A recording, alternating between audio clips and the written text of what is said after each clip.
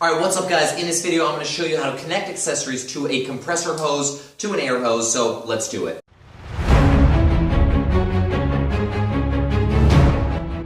Alright guys, all you're going to do is pull the neck back, insert the tip of the tool into the hole, and let the neck go back up. That's it. Now you're connected. You can hear the air hissing. It's not supposed to do that, but sometimes it does. And then you've got air from whatever your tool is. So how to take this off is just as simple. You simply grab it, pull the neck back, and guess what? It pops out. Now, pretty much all air compressor tools hook up in the same way. You'll see this weird little looking thing down here at the end. If you see that, you know it's an air tool, and you know it's going to connect into one of these compressor hoses. And all you got to do, like this first time, insert it in, boom.